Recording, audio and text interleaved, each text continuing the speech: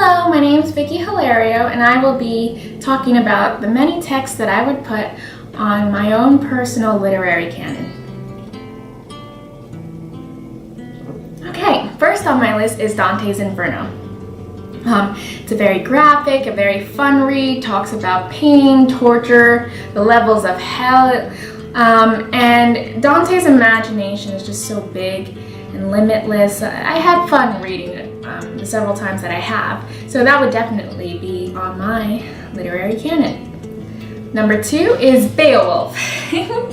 Come on, who doesn't love swords, shields, dragons, mystical, magical, Celtic, Gaelic, Germanic sort of fighting and battles and blood? It's really good stuff. Beowulf. I wouldn't really watch the movies, but definitely read the text. On a section of mythology in my literary canon, I would have Greek and Roman myths on there, such as Cupid and Psyche, Echo and Narcissus, Aphrodite and Ares, and I would also touch up on all the gods and goddesses of Mount Olympus and their Roman counterparts. More mythology, Norse mythology. Twilight of the Gods would be a wonderful read.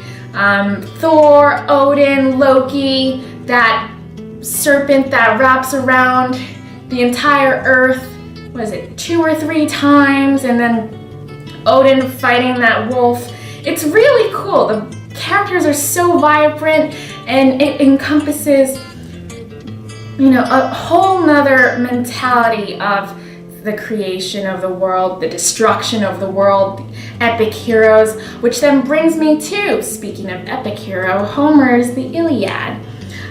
I would have that one on my literary canon because Achilles and Prince Hector of Troy are awesome adventure figures, warriors, and just very intriguing when it comes to the discussion of the motivations of oneself versus the ambitions of an entire state, country, nation, in this case, the Greek Empire.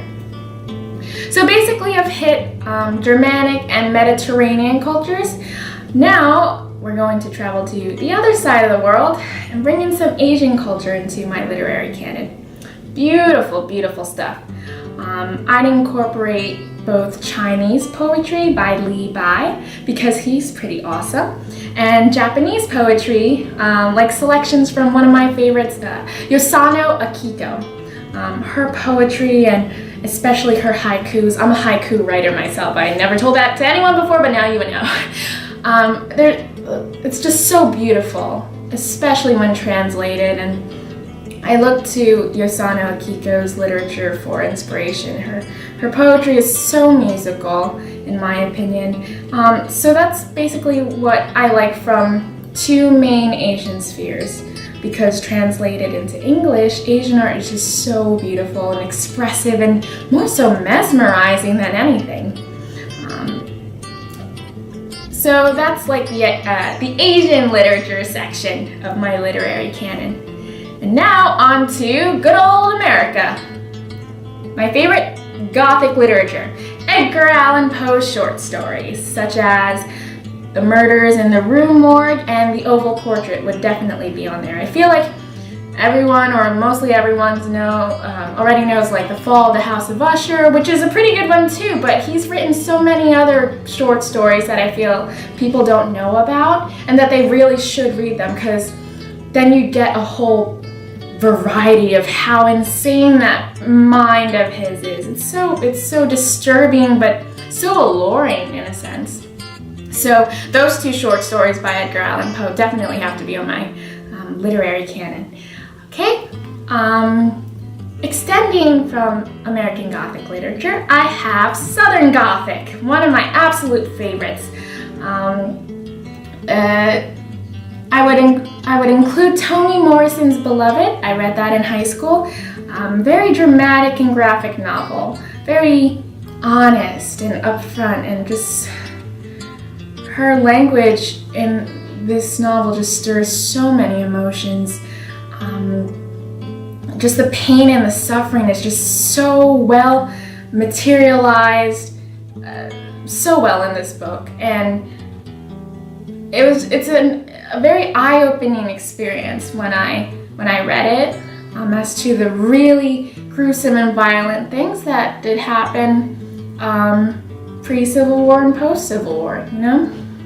Which brings me to another African-American author, Maya Angelou. Her poem, I Know Why the Caged Bird Sings. And I feel that this poem is representative of all people who may feel trapped or suffocated and not have a voice. It's just not limited to the historical perspective of the repression of Black people in America. I feel like it can, a lot of people can relate to this poem. Now, more on the classics of things. William Shakespeare, Hamlet. Oh yes, another classic that is a must read for generations today and those to come. Hamlet is pretty self-explanatory as to why it's in my literary canon. Everyone must read Shakespeare. Everyone must read Hamlet. Simple as that. Hamlet is so self-explanatory. The complicated relationships within the story, the internal and external forces that cause physical and psychological conflicts throughout the play. And the lines of this play are just so memorable and have been so influential in society throughout the centuries. And all the topics and themes in Hamlet continue to resonate throughout the generations since Shakespeare's time to today and will continue doing so in the future. Like I said, everyone must read Shakespeare. Everyone must read Hamlet. That's why he's on my literary canon. Flipping back here to American literature, I would add The Great Gatsby to my canon, not only because it presents the struggles of achieving an American dream, but most importantly depicts an epic, utter failure of an American dream. I won't give the story away, but it's a tragic failure of the American dream as during a time period where America was transitioning into a new age of technology, debauchery, crime, and just people trying to break the constraints of both society and fate. It's insane. Like, it's a wonderful read and a wonderful movie as well, starring Leonardo DiCaprio. And I might add that culture of the 1920s was awesome. Absolutely marvelous. Okay, next section. I think it's pretty clear that personally I'm obsessed with Scandinavia and Germanic culture. I've been this way since grade school, and it would be interesting to see how people would react to, say, the real version of The Little Mermaid by Hans Christian Andersen. Oh yeah. He's a Danish author, he wrote that. Very different from the Disney movie that most of us 90s kids know. It's just a lot darker, a lot more, I guess, spiritual in a sense, at least with how it ends. And it's just interesting to see how these Disney movies, like, not dumb down, but more so filter out the really adult parts of these fairy tales that are not for younger children, you know? So that's Hans Christian Andersen's The Little Mermaid. And then another one on my canon would be the story of Rapunzel by Brothers Grimm. Very dark, detailed, those graphic pair of German authors, the Brothers Grimm. And their fairy tales are legend. So I got two fantasy tales on there, The Little Mermaid and Rapunzel, and it would be interesting to see and discuss people's reactions to the original stories. In addition to my section of Scandinavian and Germanic craze, I'd add some philosophy in there too. Nietzsche on the genealogy of morals. Very honest and upfront, forward, efficient writer. And also a story that incorporates a love triangle of passion and utter depression as seen in Goethe's The Sorrow of Young Werther. And this concludes my romance with the Germanic literature section. Moving on.